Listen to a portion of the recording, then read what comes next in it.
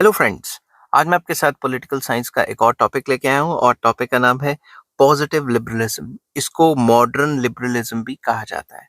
तो इससे पिछली वीडियो मैंने नेगेटिव लिबरलिज्म के ऊपर बनाई थी और उसमें डिस्कस किया था कि क्या होता है नेगेटिव लिबरलिज्म, उसके फंक्शन क्या है, स्टेट के नेगेटिव लिबरलिज्म के अंडर उनके बेसिस क्या है। उन सब के लिंक्स आपको डिस्क्रिप्शन में मिल जाएंगे।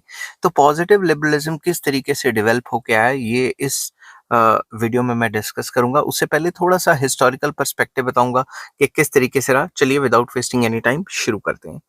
The capitalist class of 18th and 19th centuries supported negative liberalism and opposed the interference of the state in the economic field। जो 18th एंड 19th सेंचुरी में नेगेटिव लिबरलिज्म का जो व्यू पॉइंट आया था, उन्होंने बिल्कुल अपोज किया।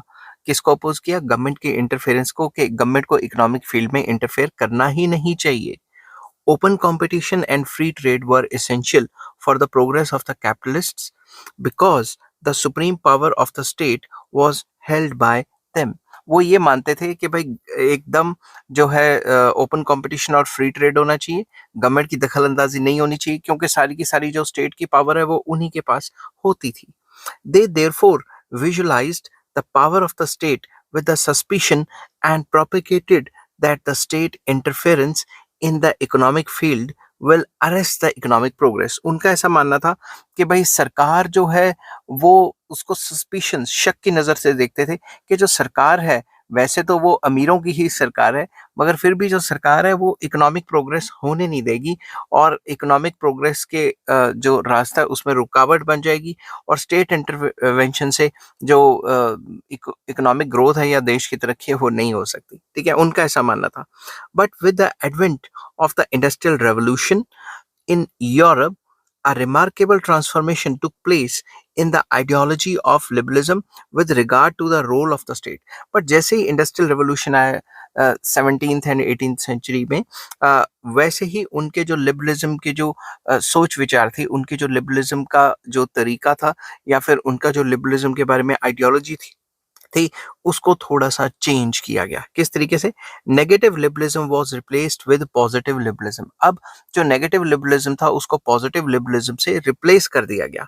The capitalist The capitalist class of the 18th century wanted negative liberalism for the promotion of its interests, but the same class in the same class in the changed conditions of 20th century wanted positive liberalism for its progress।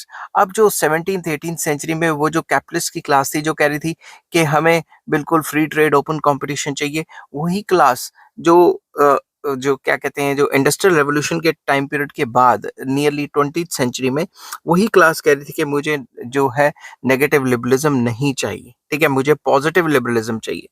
Thus, the transformation in the ideology of liberalism was quite natural। तो liberalism, अब उनको government के interference चाहिए, positive role चाहिए, तो फिर negative liberalism change हो गया और उसने शेप ले ली पॉजिटिव लिबरलिज्म की। During the 19th century, the political power in the various European countries was in the hands of capitalist class। ये सबको पता है कि 19th सेंचुरी में जो पॉलिटिकल पावर थी यूरोपियन कंट्रीज में कैपिटलिस्ट क्लास के पास थी। ठीक है, अब राजे महाराजाओं का काम खत्म हो गया था। अब जितनी भी पावर है वो बड़े बड़े इंडस्ट्रियलिस्ट जो थे, कैपिटलिस्ट थे, उनके हाथ में थी। Earlier it was held by the feudal lords. उससे पहले फ्यूडल लॉर्ड्स के पास थी। दे दस the capitalist class had nothing to fear from the supreme power of the state। तो इस वजह से उनको स्टेट से डरने की जरूरत नहीं थी, क्योंकि असल में तो जो डेमोक्रेसी के नाम पे जो इलेक्शन लड़ते थे, खड़े होते थे, वो तो अमीर क्लास ही थी। समझ के बात, कैपिटलिस्ट ही थे। In fact the increase in the power of the government was the increase in the power of their own class।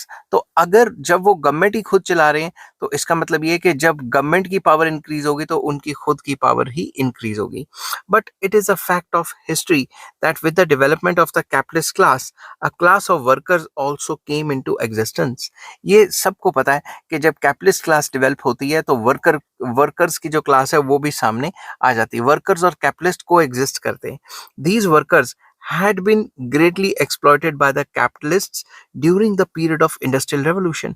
Industrial revolution के टाइम पे इन वर्कर्स को बहुत ज्यादा एक्सप्लॉइट किया, डबल ट्रिपल काम कराया और तनख्वाहें कम दी। Because of the policy of laissez-faire, और non-interference of the state, the workers were subject to longer hours of work and were paid less. वही जो बात मैंने बताई कि डबल काम कराना और क्या कहते हैं तनख्वाह भी कम देना. The workers of local mines could not get a glimpse of the sun for a number of days in a month.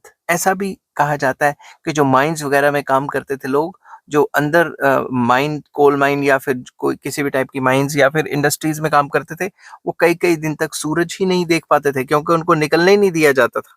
लगातार काम करते रहते थे, फिर वहीं सो जाते थे, उठ के वहीं काम करना शुरू.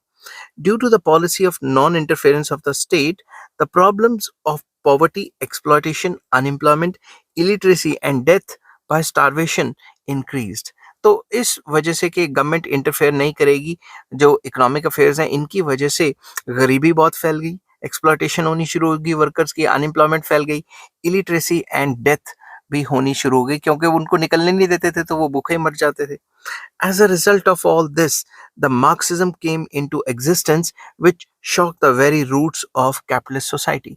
इस वजह से क्या हुआ, मार्क्सिज्म आ गई. मार्क्सिज्म आपको पता ही है, मैं अगर नहीं पता तो मुझे कमेंट कर देना, मैंने ऑलरेडी ये टॉपिक एक्सप्लेन किया गया है. कार्ल मार्क्स ने अपने व्यूज दे जो लेबर क्लास के फेवर में थे और उस थ्योरी के आने की वजह से जो कैपिटलिस्ट थ्योरीज थी या जो कैपिटलिज्म थी उसके जो है मान लो वो थर-थर कांपने लग गए क्योंकि वो पूरी लेबर की फेवर में थी और जो कैपिटलिज्म है वो पूरी की पूरी इंडस्ट्रियलिस्ट या कैपिटलिस्ट जो है उसकी फेवर में थी. The weak capitalist state could not withstand the unity of the working class. तो मार्क्सिज्म की वजह से जो वर्किंग क्लास की यूनिटी है उसके सामने जो वीक पड़ गए कैपिटलिस्ट और उनके सामने नहीं खड़े हो पाए.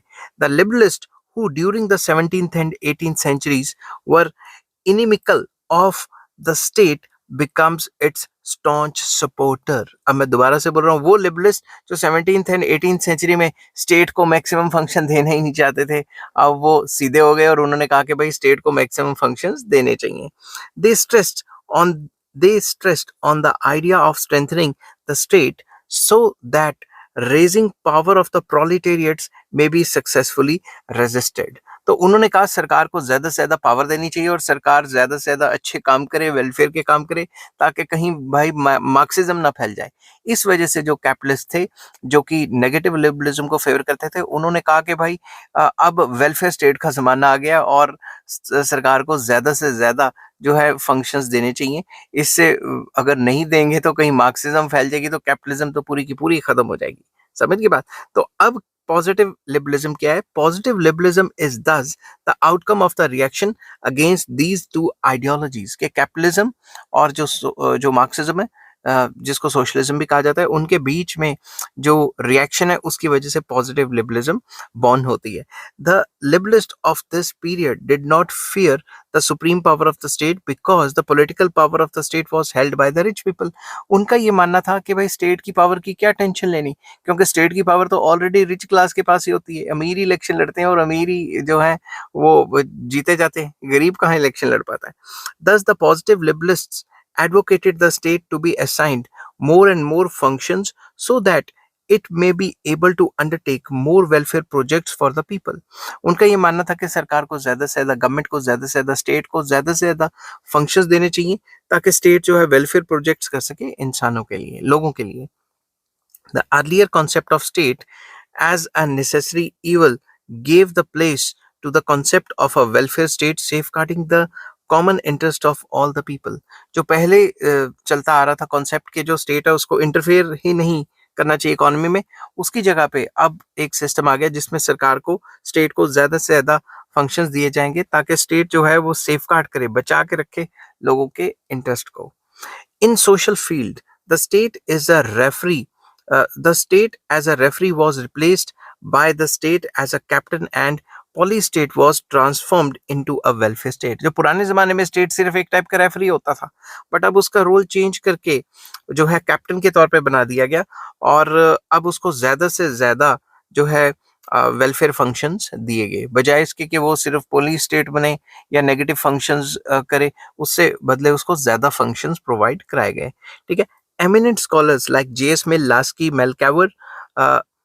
मैकल्वर, सॉरी मैं उल्टा बोल गया, TH Green etcetera became the ardent मतलब कट्टर supporter of the positive liberalism. This marked a great change in the functions of the state. इसकी वजह से जो उनकी थिंकिंग चेंज हुई, उसकी वजह से जो पॉजिटिव लिबरलिज्म है उसके अंदर जो सरकार के जो फंक्शंस होंगे, स्टेट के जो फंक्शंस होंगे, उसमें काफ़ी ज़्यादा चेंजेस लाए गए। आई होप ये वीडियो आपको पसंद आई होगी। अगर पसंद आती है तो please like, share and subscribe. इस चैप्टर के सारे लिंक्स आपको डिस्क्रिप्शन में मिल जाएंगे। और नेक्स्ट टॉपिक मैं डिस्कस करूंगा functions of the state according to positive liberalism. Till then take care, bye bye.